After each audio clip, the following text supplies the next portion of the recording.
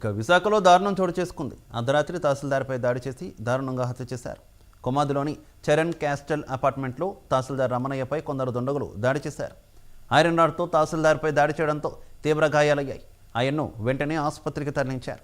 అయితే అక్కడ చికిత్స పొందుతూ రమణయ్య చనిపోయారు.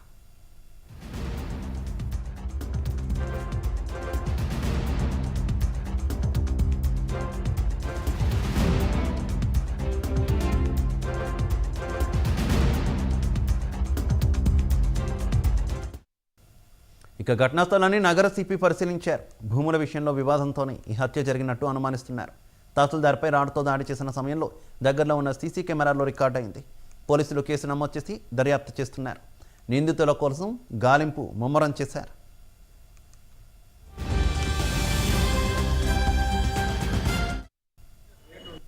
అయినా మా తమ్ముడు సార్ ఇక్కడ లోకల్ చిన్నగదిలి ఎంఆర్ఓగా వర్క్ చేసాడు. మొన్నే ట్రాన్స్ఫర్ అయింది, విజయనగరం జాయిన్ అయ్యాడు.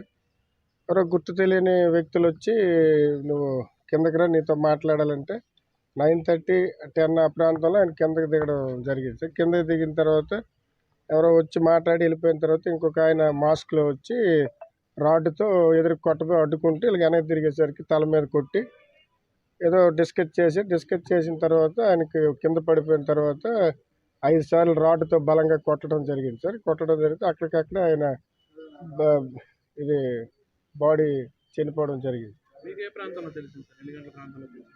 నాకు 10:30 ఆ ప్రాంతంలో. మేము ఉండేది MVP సార్. మాకు ఫోన్ చేశారు, మా మేనగోడలు ఫోన్ చేసింది.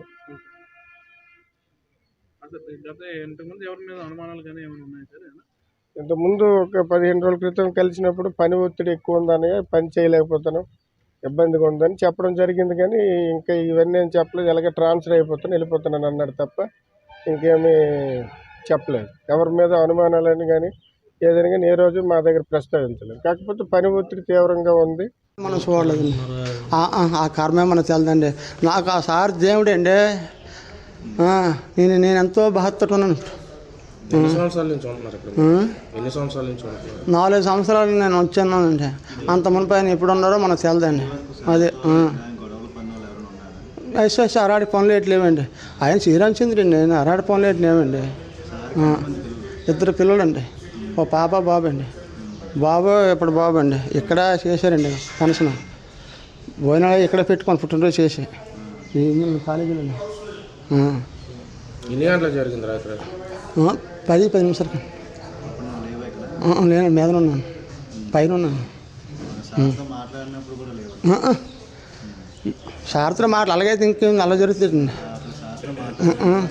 నేనండి దేవుని సేవ చెప్తాను. నేను అలాగైతే ఇంత జరుగుతుంది. మనిషి ఆపడి చిన్నపిల్లడే నోరు పిల్లడున్నా జరగదు. ఇక ఈ దారుణ హత్య ఘటనకు సంబంధించి మరింత సమాచారం మా కరెస్పాండెంట్ శ్రీధర్ అందిస్తారు. శ్రీధర్, ఇక్కడ మధురవాడ అంటే విశాఖ జిల్లాకు సంబంధించి కొమ్మాది ప్రాంతంలోనే రూరల్ ఎంఆర్ఓ ఇప్పటివరకు ఆయన పనిచేస్తున్నారు. రమణయ్య ఎంఆర్ఓ పేరు. తహసీల్దార్గా రీసెంట్ గా విజయనగరం జిల్లాకి సంబంధించి కొండపల్లి ప్రాంతానికి ట్రాన్స్ఫర్ అయ్యారు. అయితే రీసెంట్ గా ట్రాన్స్ఫర్ అయ్యారు. భూ విధాలు ఉండే అవకాశం ఉంది. ఖచ్చితంగా ఇక్కడ విశాఖ జిల్లా రూరల్ ఎంఆర్ఓ ప్రాంతం పరిస్థితి చూసినా కానీ భూ వివాదాలు, భూములకు సంబంధించి నేపథ్యం ఎక్కువగా ఇక్కడ వివాదాలు జరుగుతూ ఉంటాయి. అయితే గతంలో కూడా ఇక్కడ సుమారు ఒక 15 సంవత్సరాల క్రితం సర్వేర్లు కూడా ఇలాగే ఇదే విధంగా దారుణంగా హతమార్చడం జరిగింది. దుండగులైతే ఈ రోజు జరిగినటువంటి రాత్రి 10 గంటలకు జరిగినటువంటి ఘటన చూసుకున్నట్లయితే తహసీల్దార్ రమణయ్య ఇక్కడ మనకి కొట్టినట్లుగా తెలుస్తుంది. మనకి సీసీ ఫుటేజ్ లోని ఈ ఘటన తరువాత వాచ్మెన్ అప్రమత్తం అవడంతో ఆయన్ని కేసుకి హాస్పిటల్కి తరలించడం జరిగింది. చికిత్స పొందుతూ ఎంఆర్ఓ రమణయ్య మరణించడం అయితే జరిగింది. ఈ విషయం కూడా కలకలం రేపుతుంది. రూరల్ ఎంఆర్ఓ పరిధి ఎక్కువగా భూముల అంశం మనకి తెలుస్తుంటుంది. 15 ఏళ్ల క్రితం కూడా ఇలాంటి ఘటన ఒకటి జరిగిందని మనకి తెలుస్తుంది. సర్వేయర్ గతంలో సర్వేయర్ను కూడా ఈ విధంగానే హతమార్చినట్టుగా మనకు తెలుస్తుంది. మేహాద్రి గడ్డలో ఆయన్ని పడేయడం జరిగింది. తర్వాత అది ఖచ్చితంగా అదే వ్యక్తిని చెప్పడానికి కూడా వీలు లేకుండా ఆ కేసుని ఇప్పుడు కూడా ట్రేస్ అవుట్ కాలేదు. ఇప్పుడు ఎంఆర్ఓ నేరుగా వచ్చి తన ఇంటి దగ్గరకు వచ్చి ఆయనతో మాట్లాడాలని చెప్పేసి పిలిచి తలపై ఎంపురాడ్తో కొట్టి విషయం కలకలం తెస్తుంది రెవెన్యూ వర్గాల్లో. రెవెన్యూ వర్గాలు ఒక మెజిస్ట్రేట్ అండి ఎటువంటి రక్షణ లేకుండా ఉండడం, ఈ పరిస్థితుల్లో ఇక్కడ జరిగినటువంటి ఘటన దారుణమని చెప్పాలి. ఘటన జరిగిన వెంటనే వాచ్మెన్ అప్రమత్తం కావడం, అప్రమత్తమైన తర్వాత ఆయన్ని హాస్పిటల్కి తరలించడం జరిగింది. అయితే చికిత్స పొందుతూ ఆయన ఎంఆర్ఓ రమణయ్య మరణించారు. ఆయన కుటుంబ సభ్యులు ఆవేదనతో ఉన్నారు. ఇప్పటికే కేసుకి మృతదేహాన్ని తరలించడం జరిగింది. ఘటన జరిగిన కాసేపటికే సిపి రవిశంకర్ గారు ఇక్కడికి రావడం జరిగింది. అదేవిధంగా డీసీపీ క్లోజ్ టీమ్ తోటి, డీసీపీ విజయ్ క్లోజ్ టీమ్ తోటి ఇక్కడికి వచ్చి పూర్తిగా విచారణ చేపట్టడం జరిగింది.